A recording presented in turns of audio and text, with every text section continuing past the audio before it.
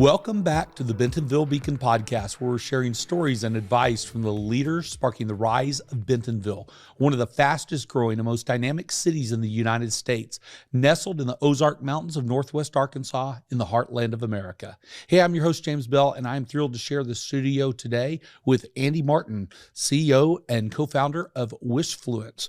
Andy is also the owner and CEO of Moonlight Games. And for our regular viewers and listeners, if his name sounds familiar or he looks familiar, it's because we just had him on a few weeks ago for a short segment during the NWA Tech Summit bonus series. Andy, welcome to the show. Hey, glad to be here. Thanks, James. No problem. Hey, so let's start with the basics. And this time we have more time so we can go deeper. What should our audience know about Andy Martin? That's a good question. I was definitely rushed last time, but yeah, I was born in Fort Smith, Arkansas. That's where I was raised. Had three older siblings, and both of my sets of grandparents lived in town. My paternal grandfather fought in World War II. He shipped off on a Navy boat, and one day on that boat into his trip, the war was over. So he finished his tour, but never actually had to do much. And then my maternal grandfather fought for the U.S. in World War II as well, and was shot down over Germany and spent a few years in a prison camp before making his way back to Arkansas. And yeah, I think I got some of my resilience kind of from them. They're pretty hard guys that had a lot thrown at them, but also my entrepreneurship. So my dad ran a business that my grandfather had started, and from a very young age, just kind of looking up to him, I sort of thought I always wanted to run my own business, and I had no idea what that meant. One day I remember being fifth grade or so and looking over at a junior high school that I knew I was going to attend, and I said, you know what? When I'm done going there, I'm going to get straight A's all the way through and get a full ride to school. And I didn't know what that meant. I didn't know what scholarships really were, but I'd heard of that. So in high school, I learned what it meant to get those scholarships and realized that it was actually pretty hard and pretty competitive. So I hung up a lot of my extracurricular activities and really focused on the ACT. I got this book, ACT for Brainiacs, and that was like 6 months of my life, but well worth it because I got the Governor's Distinguished Scholarship from Little Rock, and then I also got the Honors College Prestigious Fellowship, which really enabled me to explore a lot more in college than I think some of my peers. I was required to take 15 hours instead of 12 hours. I was required to take a certain number of honors courses and such. And I really credit and thank those programs for that, because one semester in, I realized I didn't want to be a mechanical engineer like my dad. Wow, I couldn't be less handy with a wrench. I mean, if I didn't have any hands. And yeah, then I switched to physics, which was way more in line with my aspirational goals. You know, my maternal grandfather had died of cancer, and from a little kid, I kind of thought it would be cool to be able to cure cancer somehow. But yeah, I got into an intro to biochemistry class and realized that I couldn't be a doctor. That wasn't interesting at all to me anymore, and I couldn't force myself to pay attention. And it was in that moment that I remembered one computer science class I took freshman year, and that was actually the only class I'd ever taken that felt like it ended too early. So I switched my major again to computer science and really rushed through that major. And my senior year, my victory lap actually, I knew I needed to go to grad school in computer science. I didn't have any chops. I didn't have any internships or things that other people were doing. I had just finished the courses and I was done with them. So I was required to do an honors college thesis. And at the end of high school, before Guitar Hero came out, I had an idea for a game called Guitar RPG.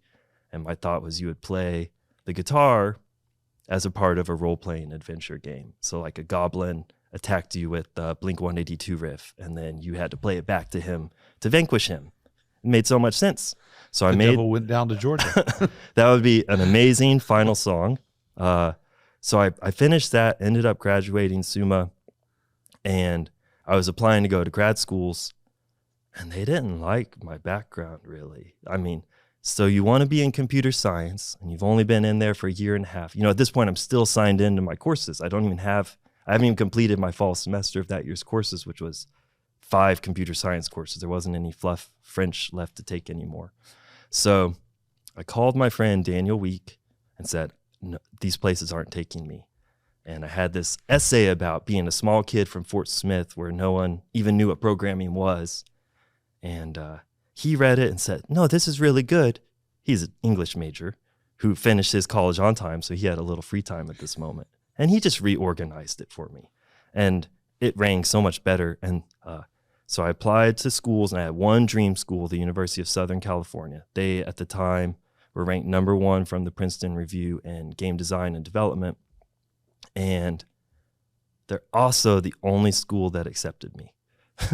So they were like, I applied to all these safe schools thinking I needed these backups, and I only got into that one school. So that was a completely different world. So I know the University of Arkansas is an amazing school, but USC is a top 10 computer science school from way back in the day. Sure. So it's just different. And so I landed in there. I'm a first-year grad student, and I'm competing against second-year undergrad students. They're light years ahead of me. I got an email. This was when I realized, oh, I kind of came here to start my own game business, didn't I? And I don't think I'd sort of consciously realized that. So I get this email, and it says, hey, sign up for Startup Weekend. You can go and start a business in one weekend. And I went, and I met some people. We did team formation. They had this crazy thing going called Spotify that I'd never heard of. And I think it'd been out for like a month at that point. Anyways, that was an eye-opener because I realized how unuseful I was on a team. As a computer science guy learning how to do CS, I couldn't build anything. And we were supposed to build this script reader. That was the guy's idea. It would read scripts, and his wife had a long commute, and so it would read her the scripts so she didn't have to read them for her job and could get home and like mark them up. So I came out of that with some friends, and that was about it. And then I got another email, and this was the one that really sparked everything off. It said, join the Massey Entrepreneurship Prize Competition, 2 semesters, win $50,000 for your idea. And I was searching. I mean, I would say most people go to a school and like know someone there. Right. I had a friend who went to Claremont McKenna College across Los Angeles. That was it. I didn't know anyone else in the city. So I signed up, and I called a business guy who'd been on my team from Startup Weekend. And then I called 2 of my friends who'd been on my first class project. And for some reason, they agreed. They said, yeah, let's build this game, this music game you've got an idea for. And I learned so much from that program that I had no idea. They had classes and tutorials. Just think of it like a 2 semester long accelerator. And at the end, we made it to the finals. A lot of teams had already been cut and had to compete against a fluorescently tipped cancer detecting medical device, curing cancer. And we're there curing boredom. And maybe some kind of like infrastructure issues. I remember had listed like people don't have to drive to the concerts now. Think of all the resources that are saved. So we lost. And that was actually a defining moment in my life because I rode back on the bus with the winner and I said, wow, I just can't imagine having the $50,000 and being able to pursue your idea. And he looked at me with this blank look and said, you can't even imagine the pressure on me now that I have to effectively spend this $50,000 that can't even do anything that we actually need to do long term. And I remember kind of being like, oh yeah, world's tiniest violin. I'm sure that's a terrible problem. But I went on, I got a job I actually did a great internship that summer. And I learned so much in that internship about working in a team environment, building stuff that mattered, and thinking about the long-term goals of software. Because in college, it's like, I'll make it through the semester, program never needs to run again. But, oh, wow, I'm building something for this company called Game Desk. And it was really neat, really, really a great time. And a few months later, I got a call from one of those folks that said, I got this job offer. it's not the job for me, but it's the job for you. I know it.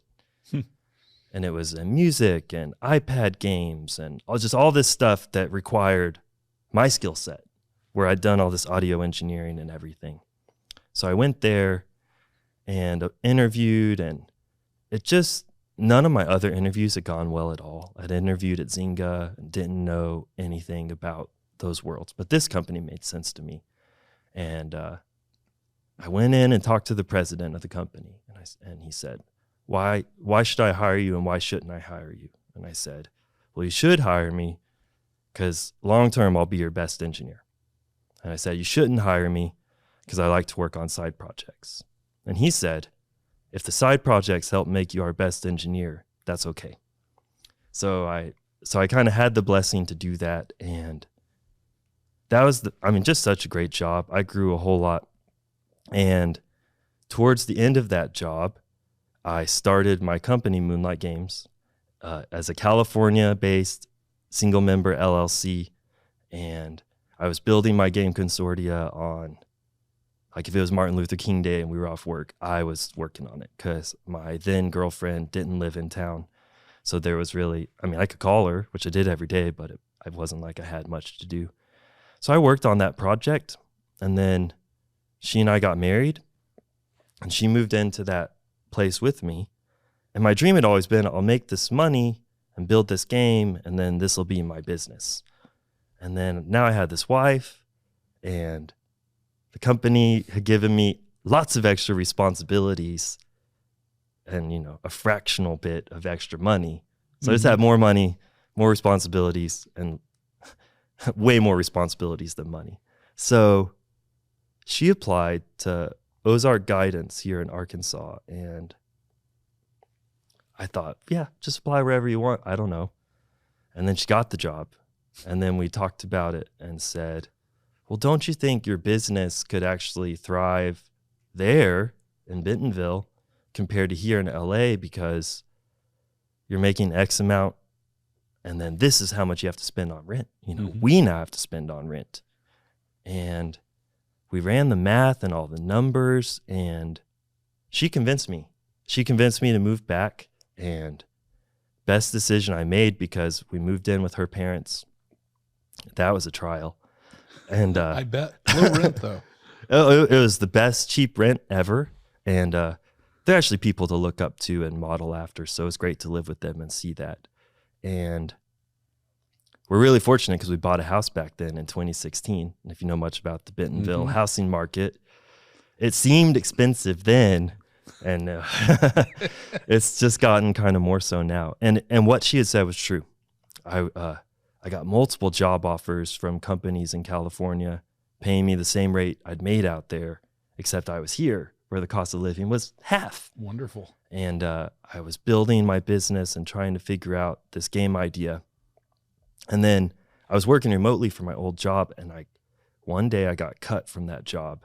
I was at the Walmart neighborhood market downtown in Bentonville, getting ready to go on a camping trip. And I got a call. And they'd gone through so many layoffs at that company, and I'd made it through all of them, but they liked to lay off contractors. And now I was a contractor, so it didn't really matter. I got laid off because all the contractors did. So that was actually the start of where I am now, because in that bit of a free fall I was in, I had all these mobile app development skills that I just learned. And so I decided to build a concert scheduler application to solve the chicken and egg problem that my concert simulator had, and set out to build it. It made so much sense to me. And then I went on another camping trip, same place, but different people this time. It was a little bit bigger time in October. And somehow I was just telling everybody about this project I'd built. I don't know if I was consciously fishing it or something, but I sat down with my sister-in-law, who said, well, that's cool. I've got this terrible problem at our store where we write down what people want on these paper wish lists. And you just said you made this thing where you can upload photos and comment on them. What if we could upload photos of these wish lists? And then that would just be a lot easier for me, and it'd probably look pretty professional. So I was really eager at the time to do anything. I mean, anything. So I was just like, oh, you want that? Let's do it. So I went home, got into Sketch and designed it up and showed it to her boss, Ben Blakeman. And they liked it. They thought, this is something, just kind of make this thing. And I thought in that moment that I had just made it. This was the first time my own project, I was going to get paid to do something. So I worked on it. Some things fell into my lap. A friend that he had been an intern that I'd mentored for over a year, and he was getting a new job and he needed a referral. So I called the place to give him the referral. And then they start being like, well, what's your background? Then I realized I'm being interviewed for this job, basically. And so I let them interview me and then I called my old boss, the one who had to cut me, and said, hey, new place wants to hire me. So-and-so's going there. Write me a recommendation to go.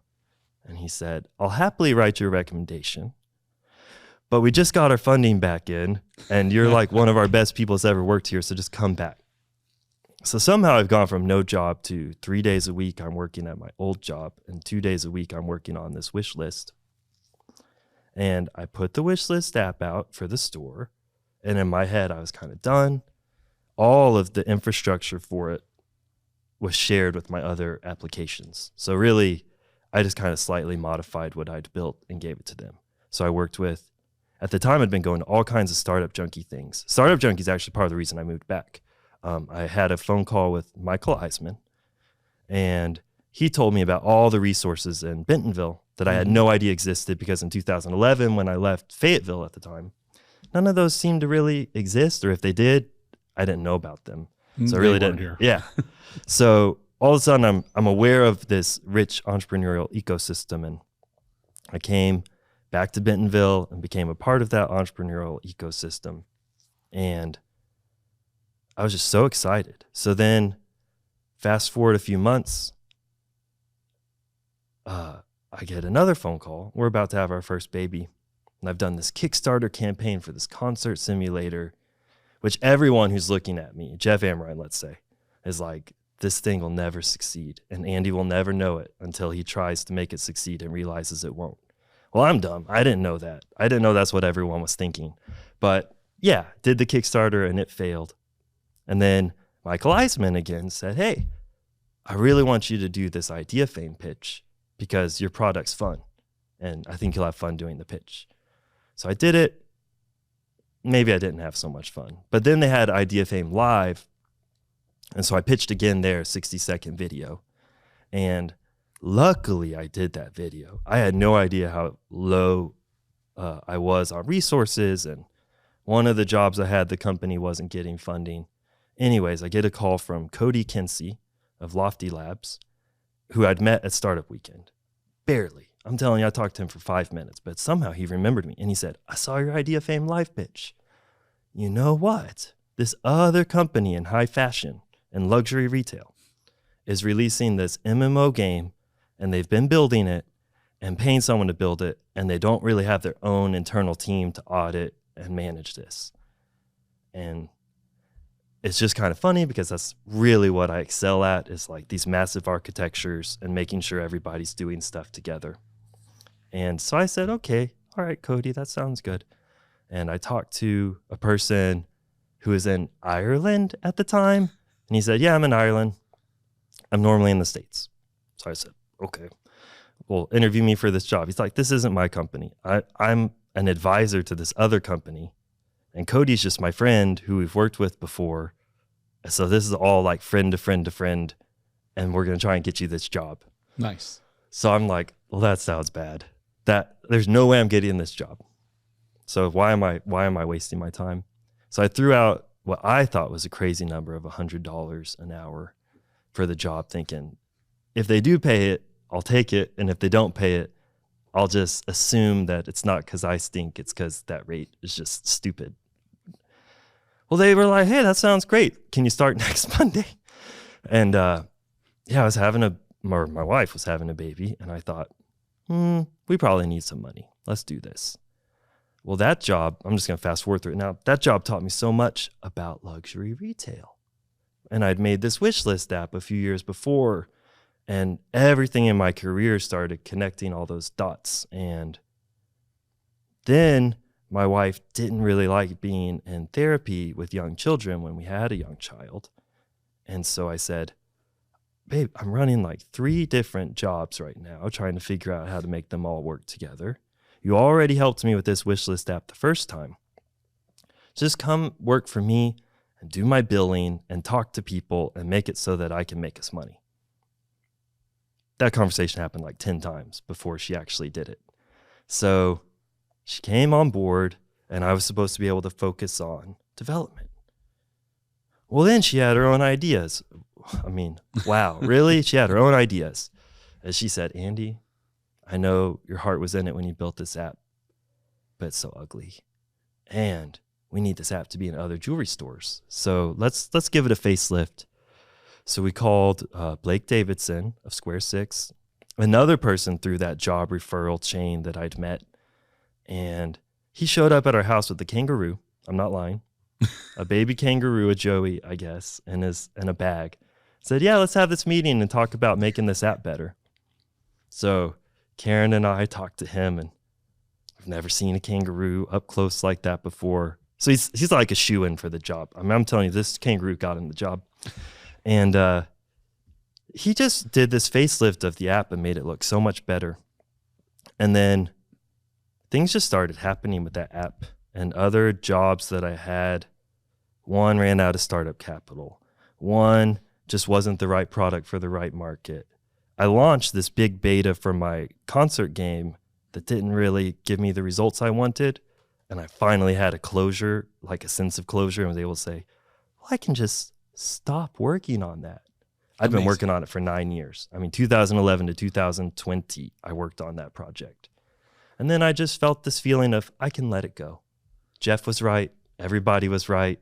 No one said to let it go, but their eyes said it looking back.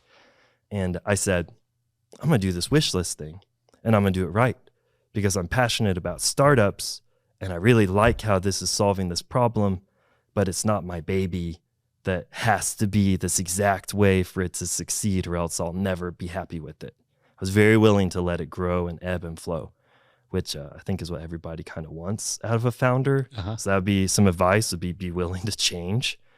And yeah, I took on this goal of let's get it into other stores. We got it into another store in North Carolina. It's actually 2 stores. That was a big trial because it took 5 months to get it there. We released it. It kind of did what they wanted. They used really nice words like clunky instead of horrible, stuff like that. And eventually it was the right app, and we got them to pay, and we had a paying customer that was using the app. And because of COVID, we couldn't even visit them or do anything other than just roll it out all digitally. But that was really great. And the next year, we hired a temp guy because my wife had another baby. And this temp guy, his name was Eric, and he just helped me so much, forced me to do stuff because I was always too busy or not present. And then he'd say, well, how's so-and-so supposed to do this thing?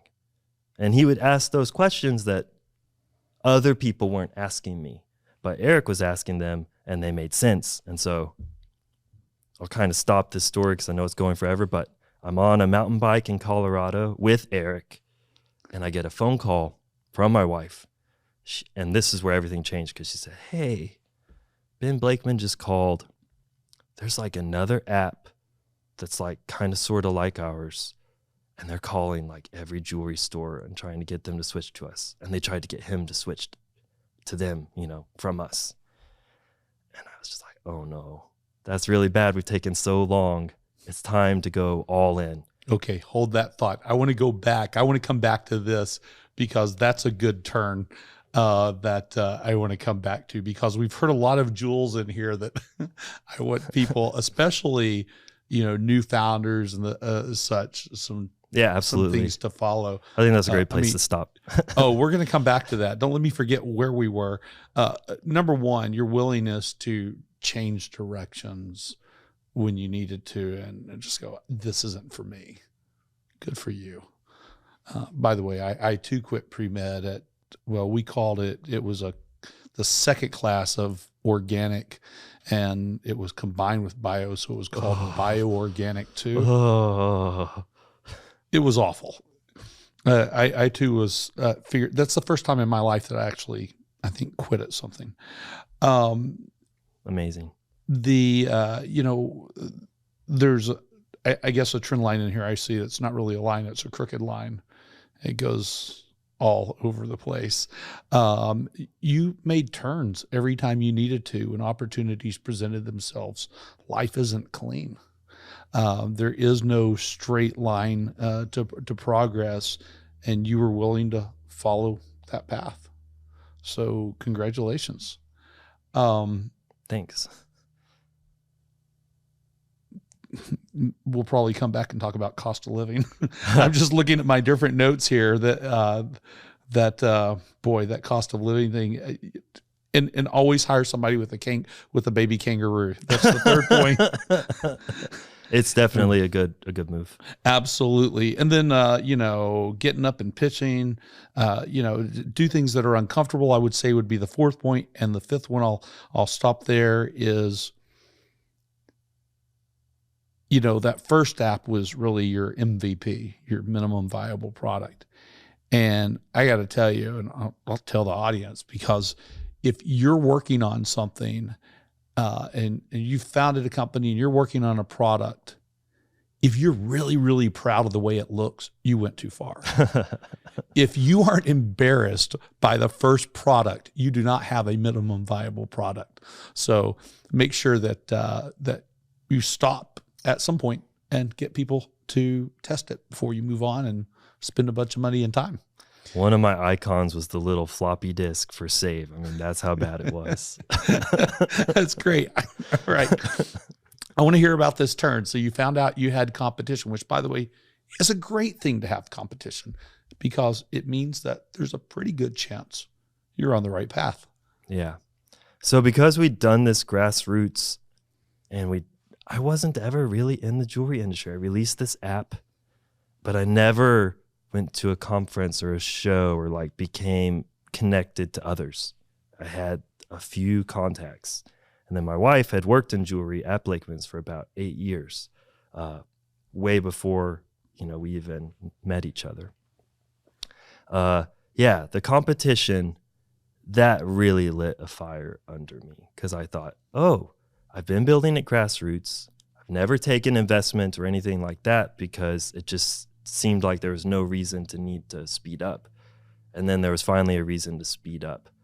And talk about competition, I'll skip some other stuff, because we went to this big conference called JCK, and we got a booth, and we spent money and had plane tickets, and we flew Eric there, and we flew Karen there, and we brought our then 1-year-old son with us there. Actually, he was 7 months or something old at the time.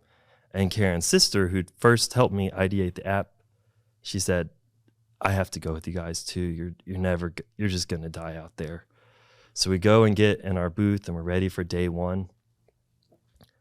And I kid you not, the company right across from us was that competitor. Wow. A venture-backed company with 5 people, many salespeople and stuff, looked really well put together. And then we were here in this little tiny booth and never had tried anything, never had tried to sell this. This was just a soft launch. That was very intimidating. And but you're sitting there and you're putting your app in front of people, and if you're looking at what the competition's doing, you're doing it wrong. I was just looking into the eyes of the people I was talking to. And some of them said, oh my gosh, this is amazing. We use these paper wish lists. We need this. And they signed up. Now, ultimately, we couldn't convert them because we weren't far enough along to figure out any of that. But just them showing that enthusiasm, I got on the plane, heading home, and I said, Karen, I think I need to quit that consultant job I just picked up. And then I think we need to take that loan out that someone just offered us and just go all in on this. And yeah, my friend Eric before said, yeah, burn the ships. And we kind of went more for selling the ships, but he was right. Yeah. We went all in. And so we knew where the app needed to go, just as far as where the industry was. We had to catch it up to there. But then we had to start thinking about funding the company. And we'd applied to the AEDC for a TDP.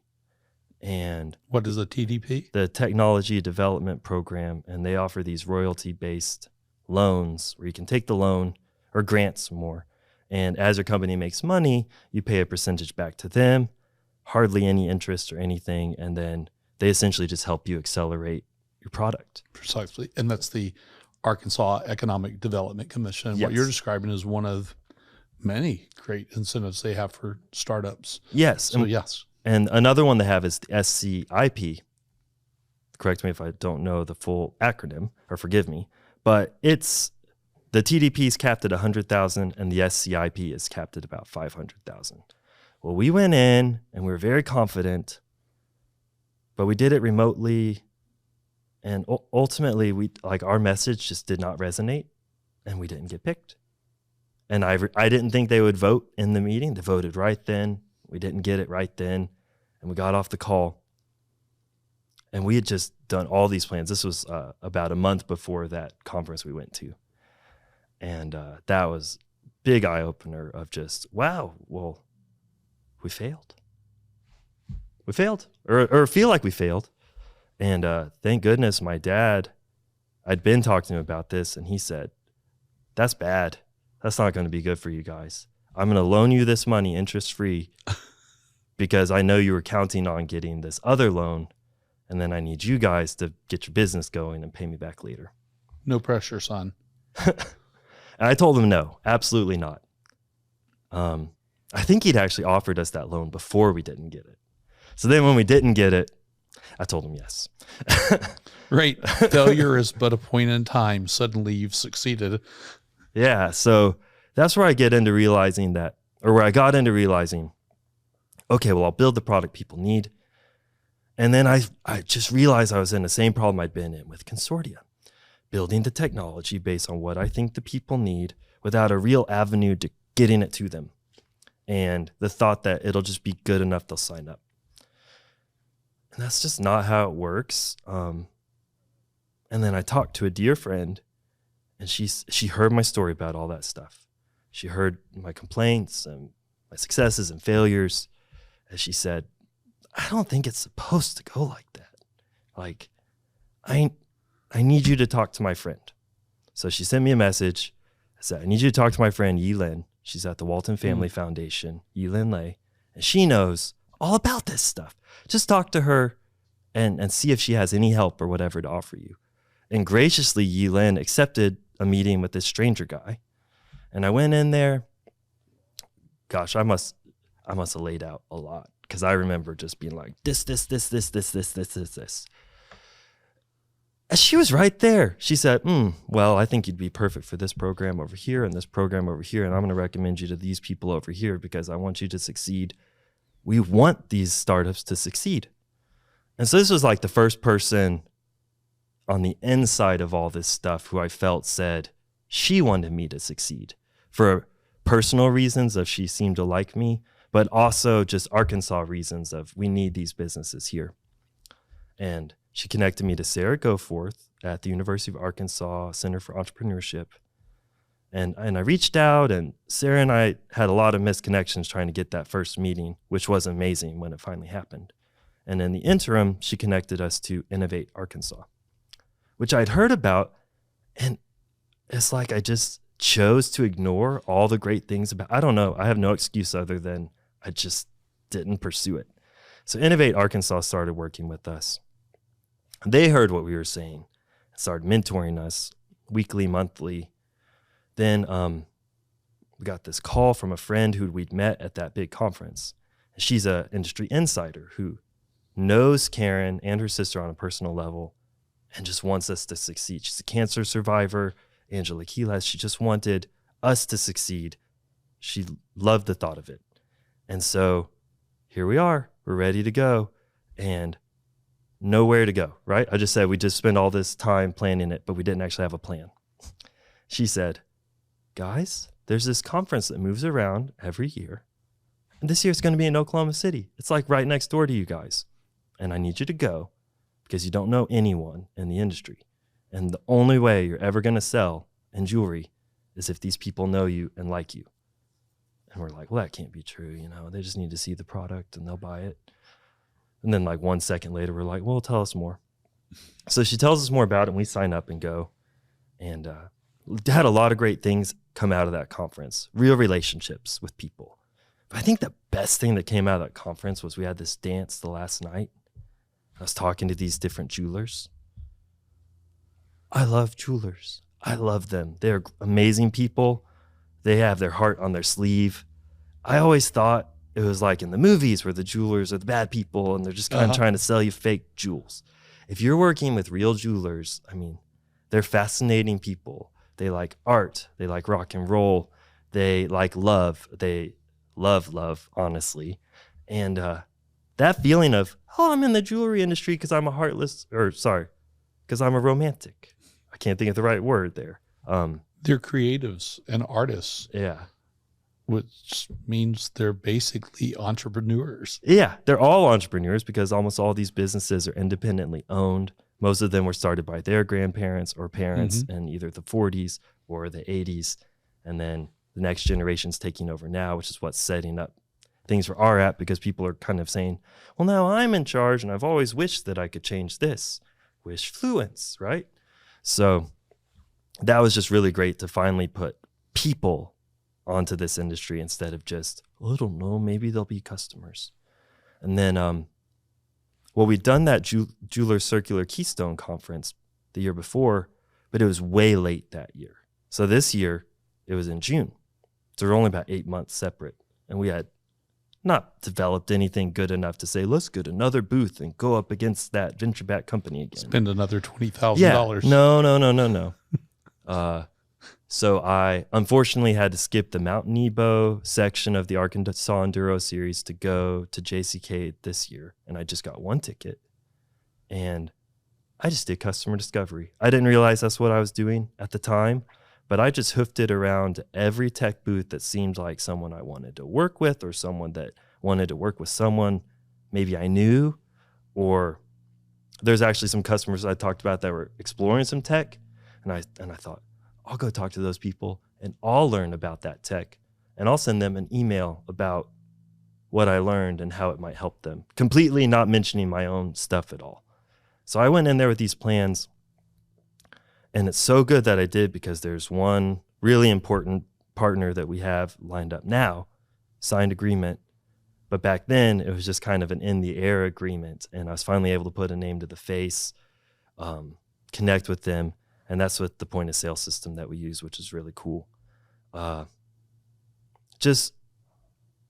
can't say enough how important it was to go there without the booth and just talk to people and meet people and mingle.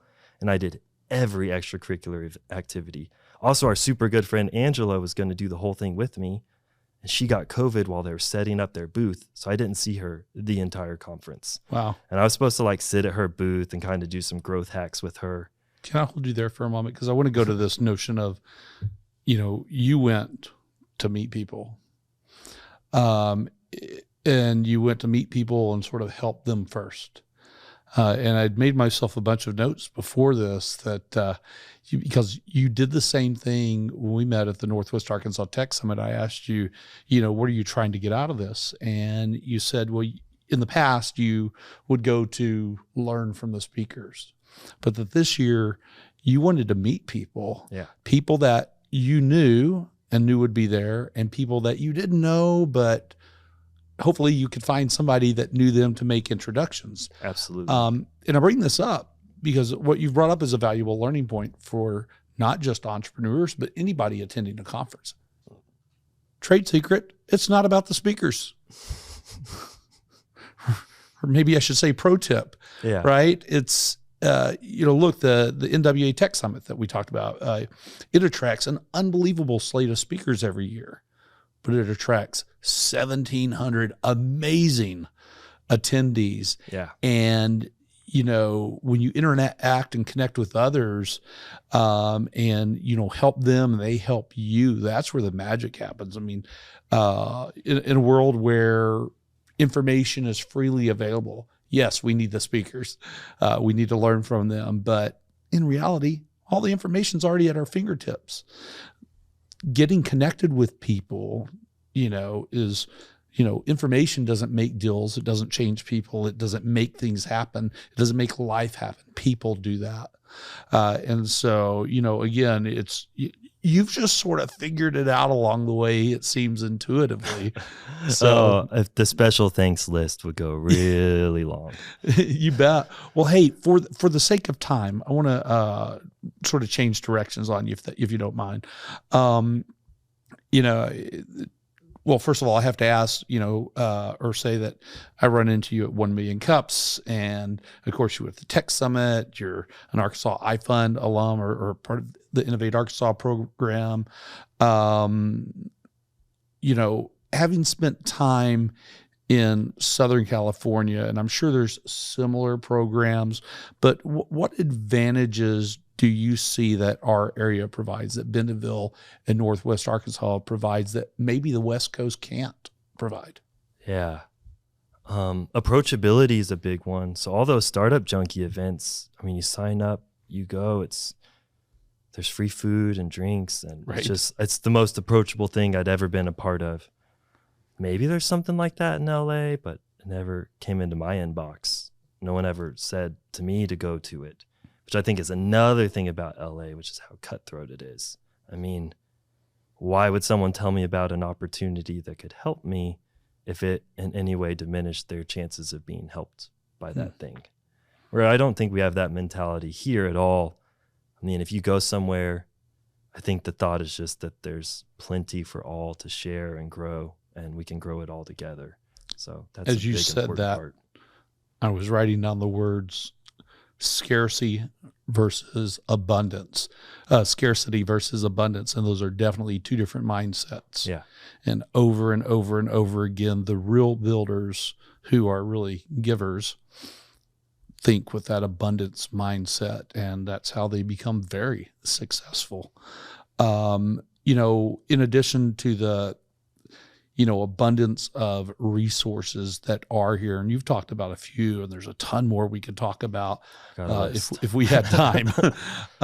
Will you talk about the tech scene in general? How have you found it, whether it's gaming or blockchain or whatever? How have you found that scene in Bentonville and in Northwest Arkansas in general? Yeah, my first exposure to the tech scene here was when I was at the Exchange Space. I pitched there for that Consortia Kickstarter to Joe Somweber, who said, yeah, this is cool. I want you guys to be here and work on this. And, I didn't really know it, but that Exchange Space is used for all kinds of things. And Bentonville there's a lot of different names. The names change all the time, but these tech meetings, and there were 100+ people at these meetings. Sure. Where my desk was. So I basically packed up my desk and put it in my backpack, and then I'm sitting there in this audience. Lots of discussions about gamification. I remember learning about smart trash cans for the city, and that, they could tell the dump truck when they're full so that it doesn't have to pick them up every time, but can just wait. Some really neat stuff like that started opening my eyes to tech locally. I met Edwin Ortiz there, and at the time he was delivering Luncher to Rev Unit, and we did a pitch together and worked on some stuff together back then. Felt very connected to the technology. And then 1 Million Cups, like you said, I was attending that quite regularly at that point and seeing all those startups and all those more established companies too, and what they had to talk about was amazing. Now, with gaming specifically, which is where I was, Moonlight Games was a game development company. We used Unity, C#. We liked to build multiplayer systems and stuff.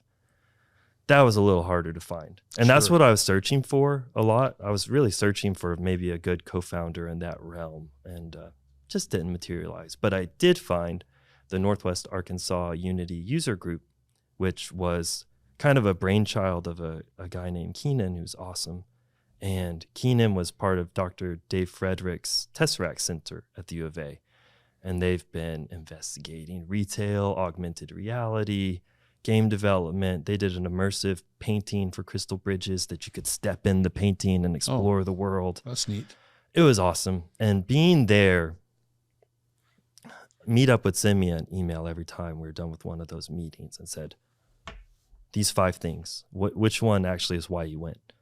And every time I clicked the feeling energized button. Because I don't know what it was. I would go to one of those meetings and I just felt so revved up. And actually, when I started that big job that I was talking about that I got through Cody, Keenan Cole had just been rolling off another project. So he and I went to LA on a consulting gig for a while and had like the time of our life. And that ecosystem there, even though in Arkansas I'm saying there's not really much game development, there still is. And Keenan was doing that all himself just to help people. He had nothing to gain from that group other than sharing and caring, basically. He's from Texas originally, so not even his home state that he was trying to bolster. Well, that's the sort of folks that tend to be attracted here, is what I found, right? Again, builders who give of themselves, and in return, they grow. Yeah, so he got an amazing job in a AAA studio and had to leave the city. And I was tired of that happening. That was one of the things I talked to Yi-Lin about. I said, anyone who's good in game development is going to need to leave because there's not a game company here that can employ 40 to 50 people and prevent that brain drain. And I think that resonated with her. And I was talking to Cash at the time. They had some cool stuff they were trying to build. And I was connected to someone in Magnolia, Arkansas, who actually runs the first computer science game development program available in Arkansas. And we formed the Arkansas Game Developers Group, which is not a very active group, but it's the first attempt at connecting the little hubs, because there's stuff in Jonesboro, there's stuff in Little Rock, there's stuff in Conway, and there's stuff in Magnolia and stuff up here. And at least now we all have a Discord where we can talk together. And that's been really helpful too. Well, that's a spark. And around here, when you get a spark and you have amazing people like Elin and others advising you, Sarah, go forth perhaps. Which Sarah, oh my gosh, she's been, right. I told her my story. I think this is a funny story. I sat down. I told you we'd had a lot of trouble scheduling this meeting. I finally sit down and I'm thinking, in all honesty, I thought, I don't know, like maybe she didn't really want to meet me. But within 1 second, I was like, well, that's not true, because she was so open and nice. And I started my story. I said, yeah, a few years ago. And she said, no, go back a little further. I was like, all right, well, when I got my first job, no, go back a little further. Oh, when I got into USC, just a little further, like, and I mentioned something, I think, about mechanical engineering. She's like, okay, start there. I just remember it was so amazing. I'd never told my story like that to anyone. She never interrupted me. She just listened to it. And then we got to the end of it, and she said, well, I want you to succeed. And she talked about the entrepreneurial support organization group that she runs. She said, yeah, there's like 50 to 100 people there per meeting. Mm-hmm. People like we often do a pitch at the start. And that would be great for you because you could kind of get your name out and just a little bit about yourself and practice pitching to all these people.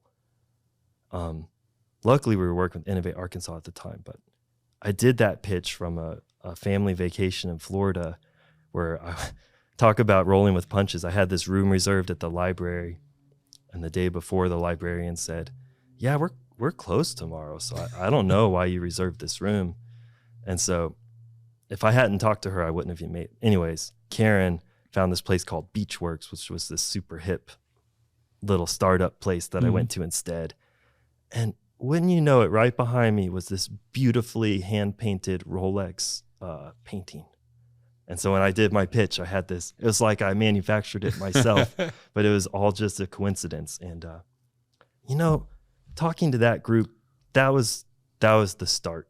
I can't tell you how many people I've met since then. Catherine Corley, David Sanders, just, oh, yeah, I remember seeing your pitch there. And wow, it's gotten better since then too. And just, but that moment of being ready and prepared for that took more work than I'd ever put into anything. And then, I learned so much too. Well, you were in front of the right group. I was not on that meeting. I am usually on that call every month. And you're right. It's 50 to 60 people show up. It's it doesn't ebb and flow to where you might have 15 core people that only show up and then for whatever reason you have 50. It's consistent every month, slowly grows. But these are entrepreneurs, support organization leaders from all over the state of Arkansas. I've been all over the country and some places around the world in my prior business, consulting with startups and investors and entrepreneur support organizations. I've not seen anything like it where you get the entire state of Arkansas, an entire state of entrepreneur support organizations together, and they regularly meet and they help each other out. And even though this is a relatively small state, some of the, like Little Rock and Northwest Arkansas are definitely different. And Little Rock and West Memphis, or Little Rock or Jonesboro and Texarkana, they're all so different.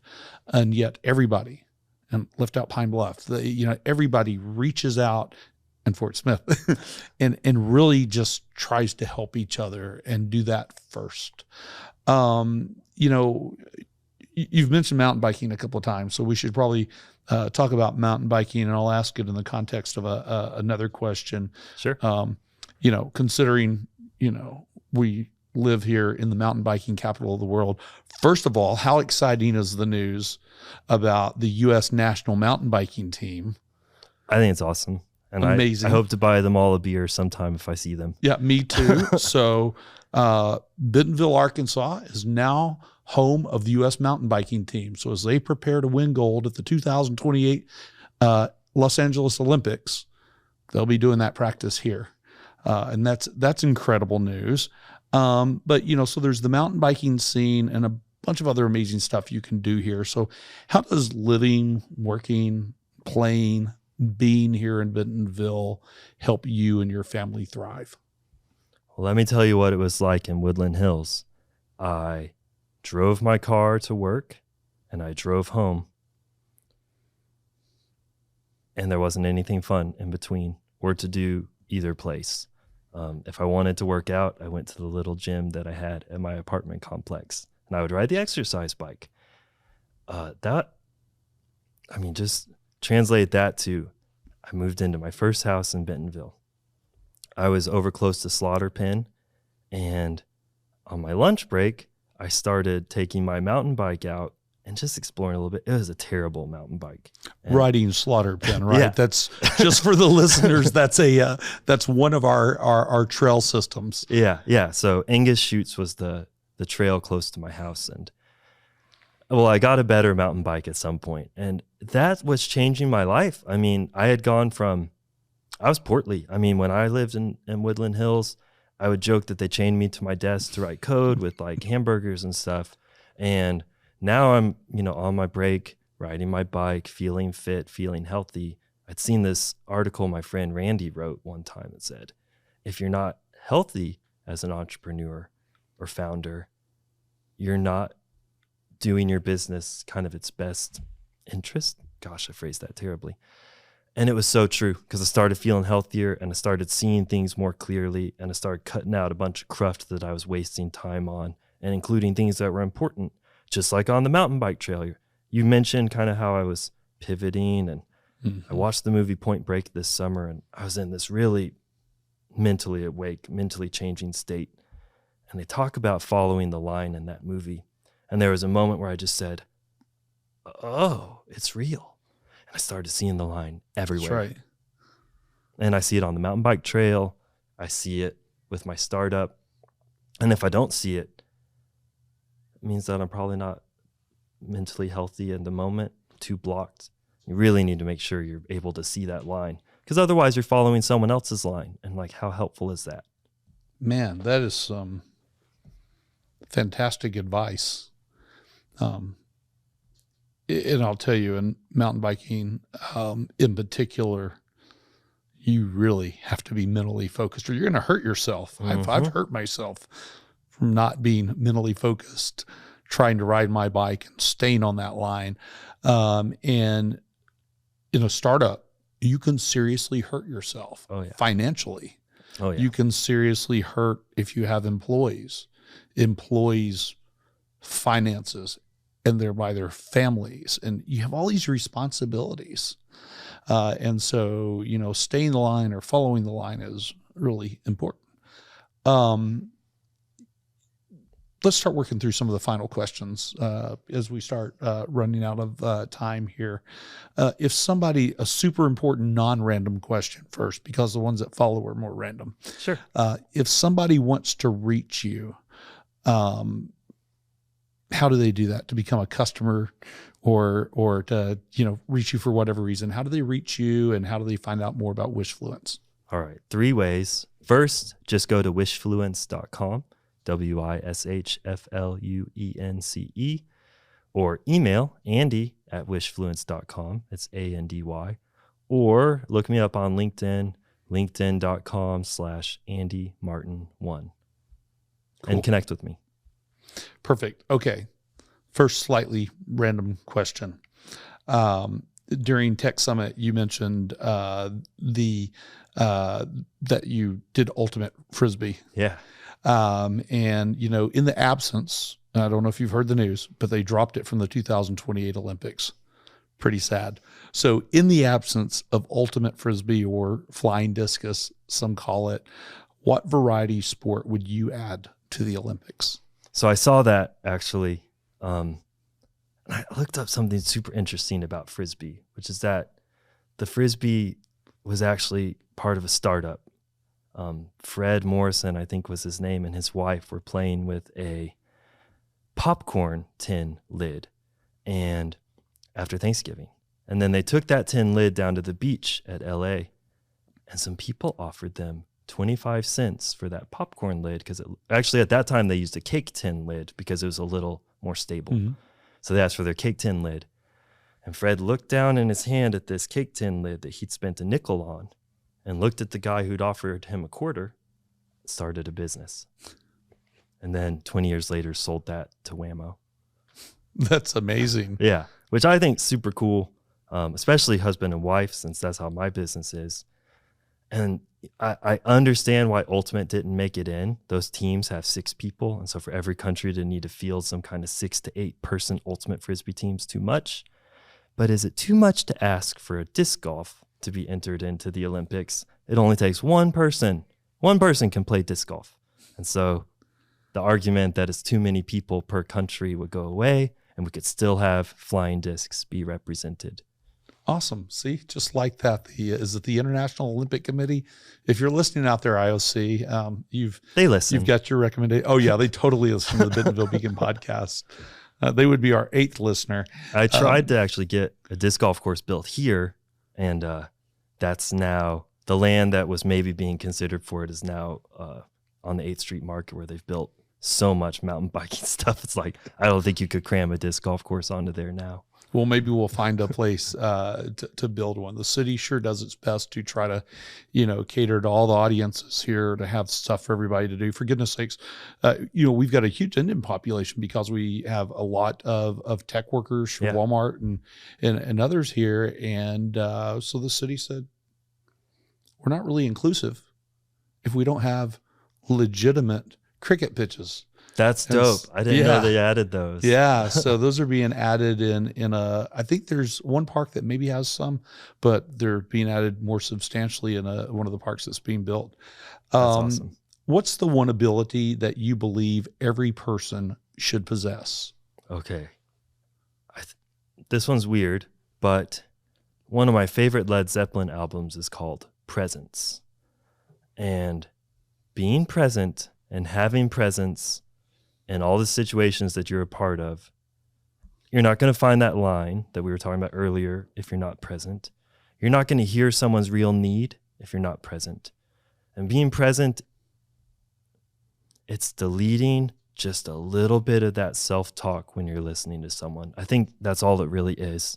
So when you're listening to them and you're just thinking, I can't wait to say this to them, or that reminds me of this problem I have.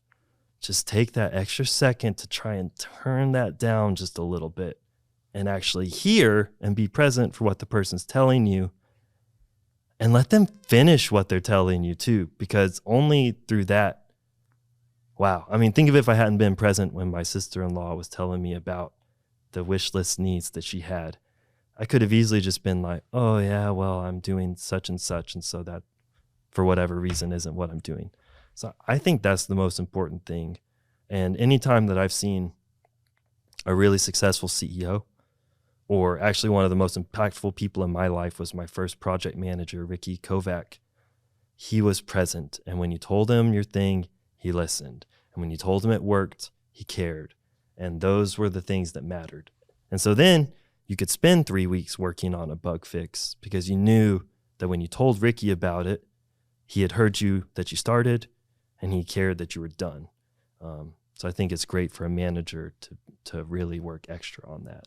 That is boy, that is some important information or advice for folks. I mean, you can always think, plan your life forward and so on, but in that exact moment that you're doing something, just be present. You may notice I take a lot of notes. And the reason I take a lot of notes is so that I can be present. Yeah, right? I get that. So that it erases these, if I write it down, it erases this from my mind for the moment, and I can come back to it.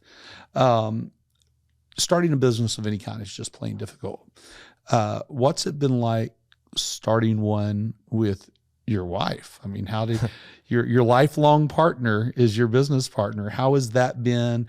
And what advice would you give to couples who are thinking about starting a business together? Yeah, starting the business with my wife, Karen, the love of my life, mother of my 2 children, James and Henry. The reason I moved to Bentonville because she's old Bentonville. The reason I'm established here because I just piggybacked on all of her connections.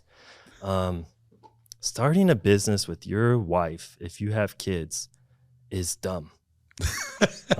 Because no matter how great you guys are, I mean, the second one kid's sick, wow, you just lost your business partner. So I joke when I say it's dumb. She's the most amazing person around me. And when I actually spent a couple years looking for a good founder and then just realized it was right there. And I latched on to her pretty hard and said, you be my co-founder. And I work from home. And so I didn't even have to bring in any other employees into my home or anything. She's just there. But the hard part is childcare. And we do have some of the best childcare facilities in the world here. The Helen Walton Children's Enrichment Center is just a couple miles away from us. We love it. Super helpful and great for raising children. But yeah, the good things of working with your wife are the understanding or need to be heard maybe isn't as important, because as long as you're making sure to do that in your day-to-day life, then you don't really have to focus on that as much. You can kind of skip some of the soft skill stuff you have to do with others, basically. The 2 hours each day at the water cooler. Okay, well, let's just work for 2 hours and then let's get pizza with the kids tonight. So some of that stuff is really helpful, and then being able to lean into it's really good. And then I received this advice a lot and hope one day I can take it, which is kind of leave the work at work. But when you're in a startup, it's like I couldn't leave the work at work if she wasn't part of the business. And then when she is a part of the business, it makes it even harder. Wow, that's great. Yeah, I try to leave the work at work, but my wife sometimes asks me about it. I'll be darned. Actually, my wife is the first listener of the Bentonville Beacon podcast every day. She gets up right as she thinks she is. What she doesn't know is it actually drops before she gets that social media social media hit. But she checks it out first thing every day, and then she asks me about it, which is great. But awesome. Yes, leaving work at work is got to be super challenging when you work with your partner. We work in a very personal industry too. Yeah. I mean, they like me and Karen first. They don't care about our application at all until they like us. Only at that point can we even start talking to them about, the next business, and then, oh, we actually have a product in that business too. Wow. Hey, I've got one last question for you, Andy. What's something I have not asked you that I should have asked? Well, I guess it would be, what are my plans for next year with the business? Perfect question. What are your plans next year with the business, Andy? So let me just recap some of the things we did this year. We signed up for Innovate Arkansas. We applied to the NWA Tech Summit pitch competition. We went to Conclave, which is a jewelry conference. We applied for funding from the Validation Fund, which we got. We finished Arkansas iFund, where we did 60 customer discovery interviews. This podcast has been a huge goal for me. Actually, since the summer, someone told me it'd be really amazing to get on a podcast. And then James was talking about something he said materializing and happening. And I sort of feel like the same thing happened here with this podcast. I just really wanted on one. Then I was listening to the Beacon. Then I got asked to be on the Beacon. So huge for me. So for this coming year, really exciting. Instead of not knowing what Conclave is, we submitted a speaker proposal, emotional intelligence in sales, and that got picked up. So we're going to present at Conclave. Then at JCK, instead of doing the traditional JCK we've done, our great friend Angela has asked us to partner with her on a booth at Luxury by JCK, which is the event where the jewelers who are more in line with like needing our product right now, instead of maybe wanting it, they're all in attendance there. So that's really exciting for us. And throughout the entire year, we have a marketing plan that we've been lining up. Our new website should get launched here in a couple days. Probably by the time you're listening to this podcast, it'll be out. And we're going to make our first hire during the next year.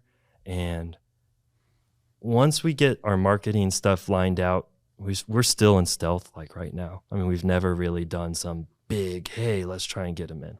But we're doing that. Now that we've got the Validation Fund backing, we have a plan to raise an angel round.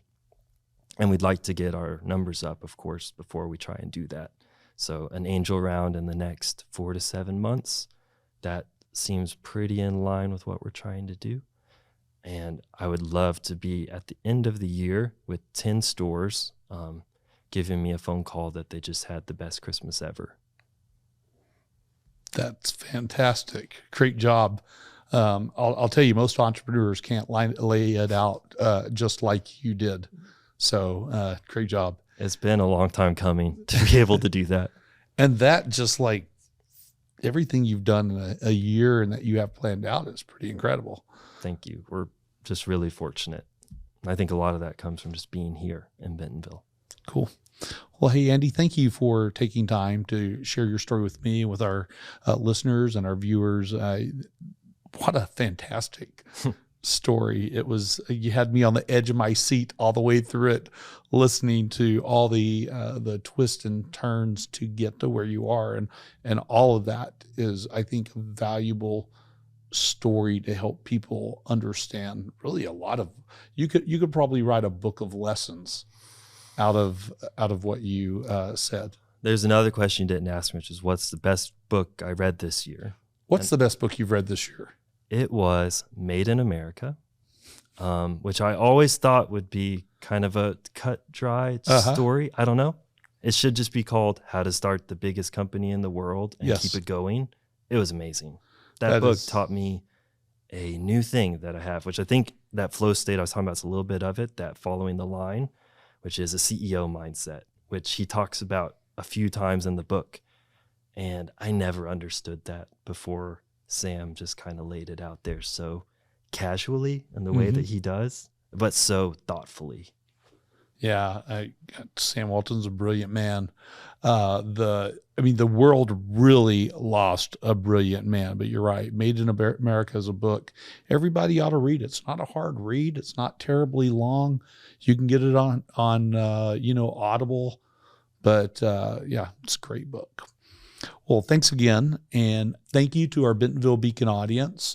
Without you, this show would not be possible. So take a moment to forward this show to your friends, whether that's on social media, email, text, ESP, however you want to do it. Second, come back and learn more about Bentonville through this show, about this place where you get more of what you want and less of what you don't. As always, hit subscribe on your favorite podcast player, and please visit BentonvilleEconomicDevelopment.com for all of our episodes and to learn more. Thanks, and see you next time.